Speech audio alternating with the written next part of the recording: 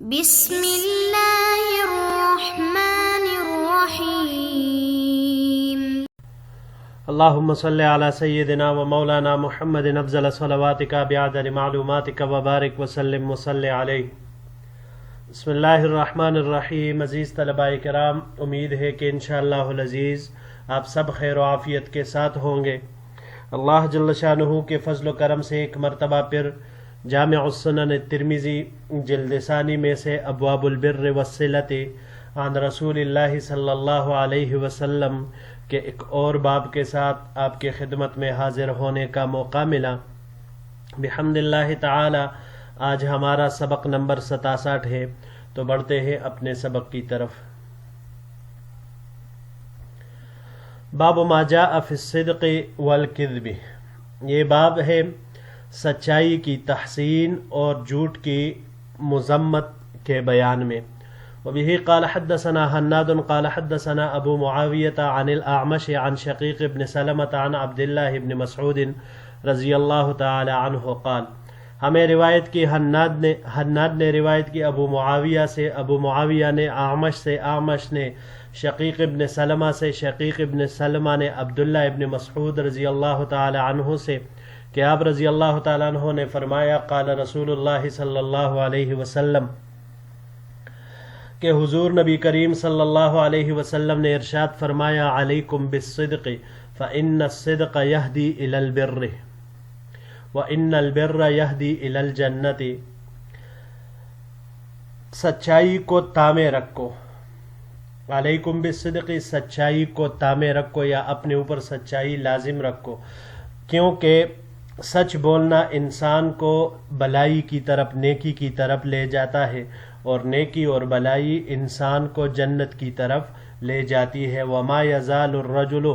يصدق ويتحرى الصدق حتى يكتب عند الله صديقا، اور ایک آدمی ہمیشہ کے لیے سچ بولتا رہتا ہے اور کوشش کے ساتھ سچائی کو ڈھونڈتا ہے، یہاں تک کہ وہ اللہ تعالی کے نزدیک صدیق یعنی سچوں میں سے بہت سچا لکھ دیا جاتا ہے۔ وَإِيَّاكُمْ وَالْكِذْبَ، اور جھوٹ سے بچتے رہو، فَإِنَّ الْكِذْبَ يَهْدِي إِلَى الْفُجُورِ وَإِنَّ الْفُجُورَ يَهْدِي إِلَى النَّارِ، کیونکہ جھوٹ انسان کو اللہ تعالیٰ کی نافرمانی کی طرف لے جاتا ہے، فجور اللہ تعالیٰ کی نافرمانی، معصیت، اور اللہ تعالیٰ کی نافرمانی انسان کو جہنم کی طرف لے جاتی ہے۔ وَمَا يَزَالُ الْعَبْدُ يَكْذِبُ وَيَتَحَرَّى الْكِذْبَ حَتَّى يُكْتَبَ عِندَ اللَّهِ كَذَّابًا، اور ایک آدمی ہمیشہ کے لیے جھوٹ بولتا رہتا ہے اور جھوٹ بولنے میں کوشش کرتا ہے، یہاں تک کہ وہ اللہ تعالیٰ کے نزدیک کذاب یعنی بہت جھوٹا لکھ دیا جاتا ہے۔ وفی الباب عن ابی بکر وعمر وعبداللہ ابن شخیر وابن عمر، اس باب میں ابو بکر، عمر، عبداللہ ابن شخیر، عبداللہ ابن عمر رضی اللہ تعالی عنہم اجمعین جیسے حضرات سے روایات مروی ہے۔ ھذا حدیث حسن صحیح، یہ حدیث حسن صحیح ہے۔ وبه قال حدثنا یحیی بن موسیٰ قال قلت لعبد الرحیم بن ہارون الغسانی حدثكم عبد العزیز بن ابی رواد عن نافع عن ابن عمر عن النبی صلی اللہ علیہ وسلم، ہمیں روایت کی یحییٰ ابن موسیٰ نے کہا کہ میں نے عبد الرحیم ابن ہارون الغسانی سے کہا کہ آپ کو حدیث سنائی عبد العزیز ابن ابی رواد نے، انہوں نے نافع سے، انہوں نے عبداللہ ابن عمر رضی اللہ تعالیٰ عنہ سے، انہوں نے حضور نبی کریم صلی اللہ علیہ وسلم سے یہ روایت نقل کیا ہے، قال کہ آپ صلی اللہ علیہ وسلم نے ارشاد فرمایا، اذا کذب العبد تباعد عنہ الملک میلا من نتن ما جاء به، کہ جب آدمی جھوٹ بولتا ہے تو فرشتے اس سے 1 میل کے فاصلے پر دور چلے جاتے ہیں اس جھوٹ کی بدبو کی وجہ سے جو اس نے بولا۔ قال یحییٰ فرماتے ہیں، فاقر به عبد الرحیم ابن ہارون وقال نعم، تو اس بات پر اقرار کیا عبد الرحیم ابن ہارون نے اور کہا کہ ہاں یعنی عبدالعزیز ابن ابی رواد نے اس سند کے ساتھ ہمیں یہ حدیث نقل کی ہے، بیان کی ہے۔ ھذا حدیث حسن جید غریب، یہ حدیث حسن ہے، غریب ہے۔ لا نعرفه الا من هذا الوجہ، ہم اس کو اس طریق کے علاوہ نہیں پہچانتے ہیں۔ تفرد به عبد الرحیم ابن ہارون، یہ حدیث عبد الرحیم ہارون کا تفرد ہے، عبد الرحیم ابن ہارون ان کا تفرد ہے۔ جی عزیز طلباء کرام، سچائی کی حوصلہ افزائی، اس کی تحسین کرنی چاہیے، اور جھوٹ اس سے لوگوں کو منع کرنا چاہیے۔ وجہ صاف ظاہر ہے، اس حدیث مبارک سے ہمیں معلوم ہوتا ہے کہ سچ بولنا یہ تمام نیکیوں کی کنجی ہے۔ آپ صلی اللہ علیہ وسلم نے ارشاد فرمایا، علیکم بالصدق فإن الصدق یہدی الی البر، کہ سچائی ہی ایک ایسی خصلت ہے کہ یہ انسان کو نیکی اور بلائی کی طرف لے جاتی ہے۔ جیسے قرآن کریم میں اللہ جل شانہ ارشاد فرماتے ہیں، یا ایھا الذین آمنوا اتقوا اللہ وقولوا قولا سدیدا یصلح لکم اعمالکم ویغفر لکم ذنوبکم۔ اس آیات کریمہ میں اللہ جل شانہ زبان کے درست استعمال کرنے کی پر اللہ جل شانہ اصلاح اعمال یعنی اعمال کی درستگی، اور پھر اس پر گناہوں کی مغفرت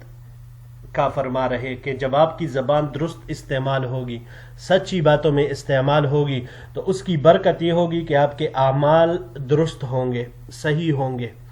اور اس کی برکت یہ ہوگی کہ اللہ جل شانہ آپ کی گناہوں کی مغفرت فرمائیں گے۔ تو حاصل یہ ہوا کہ سچائی انسان کو نیکی کی طرف لے جاتی ہے، اور نیکیوں کی وجہ سے گناہوں کی مغفرت ہو جاتی ہے۔ تو جب گناہوں کی مغفرت ہو جاتی ہے تو انسان جنت میں داخل ہو جاتا ہے۔ وَإِنَّ الْبِرَّ يَهْدِي إِلَى الْجَنَّةِ، اب ایک انسان ہے جو لازماً اپنے اوپر وہ کر دیتا ہے کہ بھائی میں نے سچ کے سوا کچھ نہیں بولنا ہے، بس سچ ہی بولنا ہے، تو جو مستقل اپنے لیے اس کو شیوا عادت بنا لے، سچائی کا طلبگار ہوتا ہے، ہر معاملے میں سچ بولتا رہتا ہے، اپنی عادت بنا لیتا ہے، تو اللہ جل شانہ کی طرف سے اسے ایوارڈ مل جاتا ہے، تمغہ مل جاتا ہے، اور وہ اللہ کے نزدیک صدیق لکھا جاتا ہے، سچا۔ صدیقیت یہ وہ مقام ہے کہ جو اللہ تعالیٰ نے حضرت عیسیٰ علیہ السلام کی والدہ حضرت بی بی مریم کو عطا فرمایا، وَأُمُّهُ صِدِّیقَةٌ، اور یا یہ مقام حضرت ابو بکر صدیق رضی اللہ تعالی عنہ کو اللہ جل شانہ نے اپنے نبی پاک صلی اللہ علیہ وسلم کے زبان سے عطا فرمایا، اور یا یہ مقام ام المؤمنین حضرت عائشہ صدیقہ رضی اللہ تعالی عنہا کو عطا کیا گیا۔ تو اسی طرح کچھ روایات سے بھی معلوم ہوتا ہے کہ نبوت کے بعد صدیقیت کا مقام ہے، جو کہ شہادت پر بھی مقدم ہے، اور یقیناً قرآن کریم نے اور احادیث مبارکہ میں جن ہستیوں کو صدیقیت کا مقام عطا ہوا ہے وہ یقیناً انبیاء تو نہیں ہے، لیکن انبیاء کرام کے بعد تمام انسانوں پر مقدم اور افضل ترین ضرور ہے۔ اور یہ بھی یاد رکھے کہ ہر نبی صدیق ہوتا ہے، لیکن ہر صدیق کا نبی ہونا یہ ضروری بالکل بھی نہیں ہے۔ یہ دوسری روایت میں جھوٹ بولنے کی مذمت بیان کی گئی ہے، اس میں بھی آیا ہے، لیکن یہ دوسرے میں شروع ہی بالکل اسی مضمون سے ہوا ہے، اور پورا حدیث ہی اسی پر مشتمل ہے کہ جب انسان جھوٹ بولتا ہے تو اس جھوٹ بولنے کی وجہ سے اس کے منہ سے بدبو نکلتی ہے، اس جھوٹ کی وجہ سے، اور وہ بدبو اتنی قبیح ہوتی ہے کہ فرشتے جو نورانی مخلوق ہے وہ 1 میل کے فاصلے پر دور چلے جاتے ہیں، کیونکہ جھوٹی باتوں سے ان کو بدبو آتی ہے۔ تو جھوٹ بولنا اس کے اپنے ذات کے اعتبار سے بھی نقصان دہ، پھر اس کا دوسرا نقصان یہ آج سامنے آیا کہ جھوٹ بولنے سے یہ اللہ کے معزز اور نیک مخلوق، نورانی مخلوق کو جو کہ کاتبین اور حفظہ ہے، کرامن کاتبین ہے، حافظین ہے فرشتے، ان کو بھی وہ اتنی تکلیف دیتا ہے کہ وہ برداشت نہیں کرتے اور 1 کلومیٹر دور چلے جاتے ہیں۔ تو یہ کتنی غلط بات ہے۔ تو کم از کم انسان کو اگر اللہ سے حیا نہیں آتی، اپنے آپ سے نہیں آتی، تو یہ سوچ لے کہ بھائی میرے کندھوں کے اوپر اللہ جل شانہ نے فرشتے بٹھا رکھے ہیں، لہٰذا جھوٹ بولتے ہوئے اسے اس بارے میں شرم ضرور کرنا چاہیے اور اس سے باز رہنا چاہیے۔ جی بڑھتے ہیں اگلے باب کی طرف۔ باب ما جاء فی الفحش، یہ باب ہے بدگوئی اور بے حیائی کے بیان میں۔ وبہ قال حدثنا محمد بن عبد الاعلی الصنعانی وغیر واحد قالوا حدثنا عبد الرزاق عن معمر عن ثابت عن انس رضی اللہ عنہ قال، ہمیں روایت کی محمد بن اعلی الصنعانی نے اور اس کے علاوہ اور کئی حضرات نے، یہ سب فرماتے ہیں کہ ہمیں روایت کی عبد الرزاق نے، انہوں نے معمر سے، انہوں نے ثابت سے، اور انہوں نے حضرت انس رضی اللہ تعالیٰ عنہ سے کہ آپ رضی اللہ عنہ نے فرمایا، قال رسول اللہ صلی اللہ علیہ وسلم، کہ حضور نبی کریم صلی اللہ علیہ وسلم نے ارشاد فرمایا، ما کان الفحش فی شیء الا شانہ وما کان الحیاء فی شیء الا زانہ، کہ بے حیائی اور بدگوئی جس چیز میں موجود ہو تو وہ اسے عیبدار بنا دے گی، الا شانہ، اسے عیبدار بنا دے گی، اور حیات جس چیز میں بھی ہو تو اسے مزین اور حسین بنا دے گی، الا زانہ، زانہ کا مطلب حسین اور مزین بنانا، اور شانہ کا مطلب اسے عیبدار بنانا۔ وفی الباب عن عائشہ، اس باب میں ام المؤمنین عائشہ صدیقہ رضی اللہ تعالیٰ عنہ سے بھی روایت ہے، قال ابو عیسیٰ ھذا حدیث حسن غریب، یہ حدیث حسن غریب ہے، لا نعرفہ الا من حدیث عبد الرزاق، ہم اس کو نہیں جانتے مگر صرف اور صرف عبد الرزاق کی سند سے۔ وبه قال حدثنا محمود بن غیلان قال حدثنا ابو داود انبأنا شعبة عن الاعمش قال سمعت ابا وائل يحدث عن مسروق عن عبد الله بن عمرو قال، ہمیں روایت کی محمود بن غیلان نے، انہوں نے ابو داود سے، انہوں نے کہا کہ ہمیں خبر دی شعبہ نے، انہوں نے اعمش سے، اعمش فرماتے ہیں کہ میں نے ابو وائل سے سنا جو حدیث بیان کر رہے تھے مسروق سے، اور وہ عبداللہ ابن عمر رضی اللہ تعالی عنہ سے، قال کہ عبداللہ ابن عمر رضی اللہ تعالی عنہ نے فرمایا، قال رسول اللہ صلی اللہ علیہ وسلم، عبداللہ ابن عمر رضی اللہ عنہ فرماتے ہیں کہ حضور نبی کریم صلی اللہ علیہ وسلم نے ارشاد فرمایا، خیارکم احاسنکم اخلاقا، کہ تم میں سے بہتر لوگ وہ ہے جو تم میں سے زیادہ اچھے اخلاق والے ہو، وَلَمْ يَكُنِ النَّبِيُّ صلی اللہ علیہ وسلم فاحشا ولا متفحشا، اور رسول اللہ صلی اللہ علیہ وسلم بد اخلاقی کے کام اور کلام کرنے والے نہیں تھے، یعنی برا کلام کرنے والے نہیں تھے، یا نہ آپ قصدن اور نہ تکلفاً بد اخلاقی کرتے تھے۔ ھذا حدیث حسن صحیح، یہ حدیث حسن صحیح ہے۔ جی عزیز طلباء کرام، گناہ کا ہر فعل اور قول جس کی قباحت زیادہ اور واضح ہو وہ فحش کہلاتی ہے، فحش کہلائی جاتی ہے، اور عام طور پر جو ہمارے معاشرے میں فاحشہ کا اطلاق ہوتا ہے تو وہ زنا پر کیا جاتا ہے۔ حدیث مبارک میں اس سے، یہاں پر جو حدیث ذکر ہوئی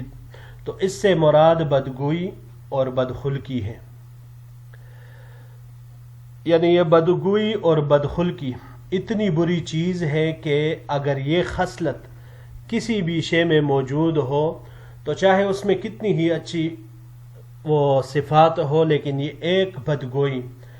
فحش بدگوئی، یہ اس کو عیبدار بنا دے گی۔ اب اس کے مقابلے میں حیا لے آئے کہ دوسری طرف حیا ہے، کہ حیا ایک ایسی صفت اور ایک ایسی خصلت ہے کہ یہ بے جان چیز جو بھی لے لے آپ، اس سے جو بھی ہو، تو حیا اس کو بھی وہ حسین اور مزین بنا دے گی۔ پھر یہ خوش خلقی اور حیا جب انسان میں آ جائے پوری طرح سے تو اس کے حسن و خوبی کا کیا کہنا۔ ایک حدیث مبارک میں آیا ہے کہ بدترین آدمی وہ ہے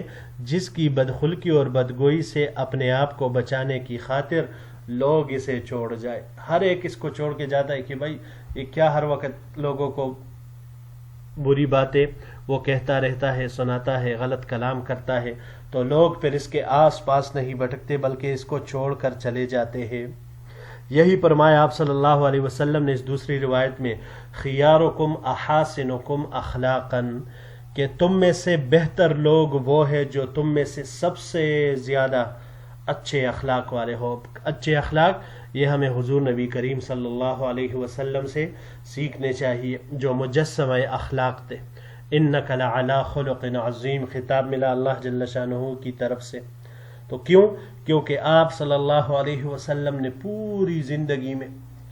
برے سے برے دشمن کے کبھی بھی آپ صلی اللہ علیہ وسلم نے کوئی بری بات ارشاد نہیں فرمائی. ایسے اعلیٰ اخلاق والے. یہی وجہ ہے کہ فرمایا لم یکن النبی صلی اللہ علیہ وسلم فاحشا ولا متفحشا. فاحش وہ آدمی جس کے افعال و اقوال میں عادتی طور پر بدخلقی اور بے حیائی موجود ہو، اس کو کہا جاتا ہے. اور بلا تکلف اس سے یہ افعال اور اقوال صادر ہوتے ہوں. یعنی ایک تو ہوتا ہے نا بتکلف وہ بناتا ہے، اور ایک ہوتا ہے کہ بس اس کی عادت ہی ایسی بن گئی ہے کہ بس زبان سے یہی گندی باتیں ہی نکلتی ہیں. اور متفحش وہ ہوتا ہے جس کی عادت تو بدخلقی اور بے حیائی کرنے کی نہ ہو لیکن قصدن اور تکلفاً بدخلقی کرتا ہو. اب عادت یہ نہیں ہے لیکن خود سے تکلف کر کے وہ الفاظ بناتا ہے بدخلقی، بد اخلاقی اور بدگویائی کے. تو حضرت ابن عمر رضی اللہ تعالیٰ عنہ نے فرمایا کہ یہ ہر قسم کے حضور نبی کریم صلی اللہ علیہ وسلم ہر قسم کی بدخلقی سے فاق تھے. یعنی آپ صلی اللہ علیہ وسلم میں نہ یہ عادتی طور پر تھی اور نہ تکلفاً. لہذا امت کو بھی آپ صلی اللہ علیہ وسلم کے نقش قدم پر چلتے ہوئے ہر قسم کی بدگوئی سے، چاہے عادتاً ہو چاہے فاحشاً ہو یا متفحشاً، یعنی دونوں طرح سے اپنے آپ کو بچانا چاہیے، کیونکہ دونوں میں ہی انسان کے لیے وہ خسران ہے اور انسان کے لیے تاوان ہے. فرشتے تو ساری باتیں جو کچھ بھی انسان کے منہ سے نکلتا ہے وہ نوٹ کرتی ہے. تو اب وہ باتیں قیامت کے دن جب اس کے سامنے پورے دنیا کے سامنے اس کا اعمال نامہ پڑھ کر سنایا جائے گا تو پھر اس کی کیا کیفیت ہوگی. اللہ جل شانہ ہم سب کی حفاظت فرمائے.